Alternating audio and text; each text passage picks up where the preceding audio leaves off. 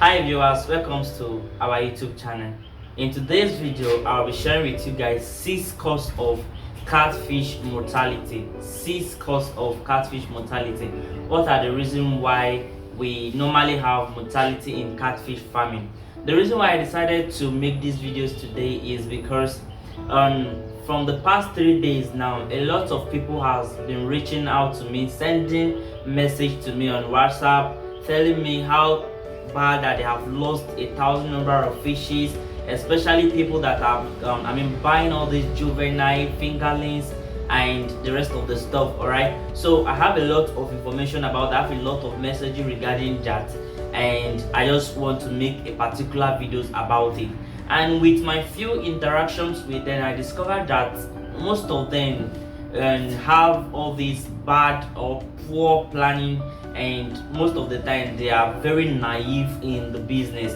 And in any business like that you don't understand the full details, the nitty-gritty about the business, then you are bound to fall. You understand? All this stuff, all this mortality, all this disease, they are going to occur in a business that you don't even understand much. All right, so that brought us to number one. Poor planning is one of the area that that has been costing a lot of damages in, especially in catfish farming, that people are making a loss instead of making gain. Their fish is just dying, mortality just happening in their farm.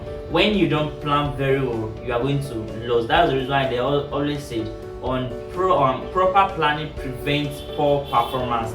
If you doesn't have a proper planning, then mortality is going to occur in your farm. It's not a cross. That is just the basic part about it.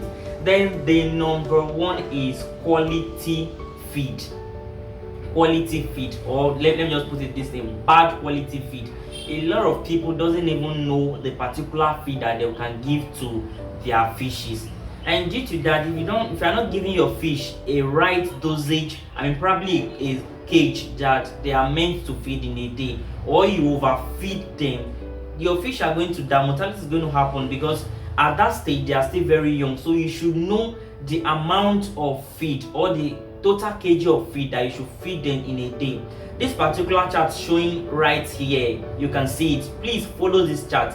I only make this chart for the fingerlings. Follow this particular chart showing right here. That is the number of feed that you can give to your fingerlings, especially once, and this calculation is done for 1,000. So for people that has 10,000 capacity of fish, you can actually follow this. You just need to do the calculation to 10,000, and you know the total number of feed or fish that of feed that you can give to your fish. All right, so poor quality feed can actually cause mortality in your fish farm when you are not feeding your fish with a good quality feed. A lot of us just want to reduce the cost of feed, and due to that we go for local feed, we go for different brand of feed, and we don't even bother to check what is the crude protein percentage in it. What are the composition of the feed? What are the things that the feed has that are going to make our fish grow faster? All right, there is a reason why you should use imported feed to boost your fish, and then change to local feed when your fish are up to 2 months or above 2 months. There's a reason for that. All right, but a lot of us don't want to go for it with things that, yes, the price is very high, I can't afford to buy imported feed and feed my fish. We never said you should buy imported feed and use it to feed your fish until your fish grow to that 1 kg or thereabout. But there is the important way is for you to feed them with imported feed, starting from when they were fingerlings, juvenile, then until when they were 2 to 3 months. That is when you can change to local feed. And if you are changing to any local feed, make sure that the name of the feed is okay, the composition of the feed is okay. Due to that, you can even learn it from some other people that has been into this business for a very long time. And I'm here to help you guys. All right, I'm here to help you guys because if you watch my video very well, I went and learned how to make this particular fish feed. You can ask me information if it's going to involve money. I will tell you. If something that doesn't involve money, I'm still going to tell you about that. All right, so that is the number 2. Poor quality feed can cause damages to your fish. And then the number 3 is poor water quality. Poor water quality. A lot of us, in short, for a lot of people that are using all these tarpaulin pond, in short, most of us doesn't even change our water. Most of us are too lazy to the fact that we will just leave our fish there for a very long time, for a whole week. We haven't even changed their water. Now, for example, as a human being, if you didn't take your bath for like a whole week or for like 2 days, you will feel it in your body, like you are not going to be okay. Because if you come close to anybody, they'll tell you, go away, like this person is smelling, this person is stained, this person is that. So the same thing happened in fish farming, all right? And we all know that the metabolism and everything happens within that water. They don't go out to go and excrete or to go and to go and release feces anywhere. They all release that feces in that water. So due to that, it will pollute their water. So that's the reason why there's a need for you to change the water regularly if you want your fish to grow and if you want to stop mortality in your fish farming. The number one, each time that people call me that they are having mortality in my fish farm, the number one thing that I always ask them is, how often do you change your water? If you are not changing your water constantly or changing your water regularly, then diseases are going to be available in that farm, in that particular farm. The mortality is going to happen. That is just the honest truth. Keep on changing your water. Make sure you check the water. If the water is good, and we have some other water like the hard water, the soft water, and thereabout, depending on the particular place you are. So if you want to, so you can get a pH to test your water, to change the water content and see how the waters look like. And for whichever person that is going into all these ethic pond of a thing, getting a swampy area to generate water, make sure that you know the source of the water, and make sure that you know where the water is coming from. If the water is coming from a stream to your pond, make sure you test it. Make sure that that particular water is good. It's not going to harm that fish, or it's not going to cause anything to your fish, alright? So water quality matters a lot. Then make sure you change water regularly if you want to reduce or stop mortality in your fish farm. This particular key point that I'm giving to you guys might think that is something that I know now. It's something that is very simple. Now, yes, if you follow this particular stuff, you are going to discover that the rate in which your fish die now is going to reduce. That's the honest truth. Before you can even think of buying any drugs to treat your fish, make sure you follow these basic steps first. Alright. So, and the number 4, we'll be talking about management. Yes, that word management is a broad word. Alright, we can't cover it in this particular video. We can't cover it in this particular video. A lot of people has these poor management practices. Yes, a lot of people don't even know how to take care of their fish, don't even know what to feed their fish, and the total number of kg of feed that you can give to your fish in a day, or probably before your fish grow up to that table size. A lot of people doesn't even know it. And a lot of people, in terms to, like, for example, if you have a farm, if you want to have any, or if you have a visitor visiting your farm for the very first time, you need to have all this on. You need to have what we call the biosecurity in your farm. It's very, very necessary. I went to a particular on farm last week to check a farm for someone, a fish farm rather. So when I went to that farm, the man lead me to where the fish were. So before I could go inside, I removed the shoe that I was putting on. The man was even surprised, looking at me now, why am I removing the shoe that I was putting on? Alright, I removed the shoe that I was putting on, and I changed to what they were using in that particular farm, and I put on the hand glove before I went there to go and check the fish. The reason why the reason why I did that was because, what if the shoe that I wore from the place that was coming from is already infected with any disease? I can easily take it and transfer it to his fish. So that was the reason why I removed it, and I put the one that they were wearing at that farm to go there and check the fish. That one is very, very important. You should put that into consideration. It's also part of management of your farm, or it's also part of practicing how to manage your farm. It's very, very important.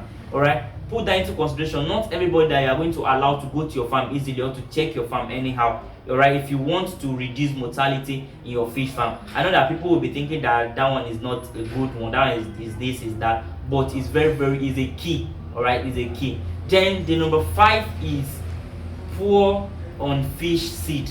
So we can just put it as the sizes of fish, or all these juvenile fingerlings and the rest of the jumbo size and the rest of the stuff. A lot of people buy stunted fish a lot, and I can't blame anybody, because you can't even differentiate between this particular fish is a stunted fish or this particular fish is not a stunted fish. A lot of us can't even differentiate it.